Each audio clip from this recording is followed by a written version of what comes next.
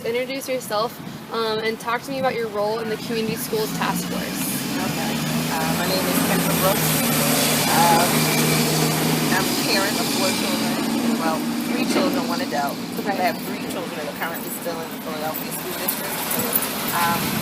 And my role in the task force, I kind of joined the task force as a parent. Okay. I'm an active member of Parents United for Public Education, Okay. as well as Opt Out Philly. And I had some affiliation with the Caucus of Working Educators, and I was very interested in community schools. So I signed on to be a part of the task force. Our school, Edward T. Steele Elementary, fought off becoming a mastery charter to follow a plan that we created with our principal, which was that of a community school. And we're still fighting to kind of follow that through. And that's how I became interested in community schools and how they would be helpful in turning around neighborhood schools, because I believe that every child should be able to go to a school in their neighborhood. Right. Quality schools in their neighborhood. Definitely. No, I totally So get that. you were telling me that you helped out and like you're really promoting with your kids' education and trying to get parents involved in their children's education as well. So what are some of your experiences as a parent in the Philadelphia school system and becoming a parent organizer? Okay.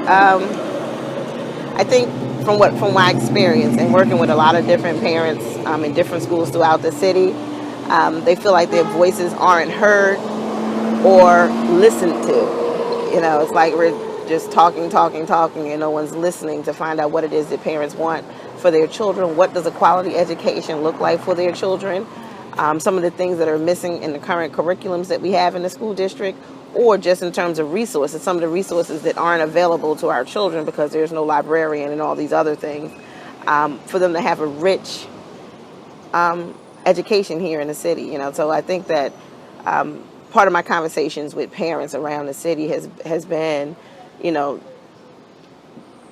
working hard to be sure that they're being listened to, you know, and understood that, you know, most parents want the best for their children. Right. And the best for their children may not be something that's dictated by someone else. Right. Let's engage in a conversation and let me explain to you what it is I wanted. And no, I might not, you know, use teacher speak, Yeah. you know, I but get it. if you take time and really hear me, you'll understand what it is that I'm looking for my children. Yeah. And it doesn't require for me to have to send my kids to a charter, Right. or it doesn't require for me to bus my kids far out, an hour or 2 hour, hour and a half bus ride to my kids to a school that's in a white neighborhood. I think that's so unfair for black and brown communities that we, in order to get a quality education, we're told that we have to move out of our neighborhoods or send them to a charter. I think there should always be an alternative.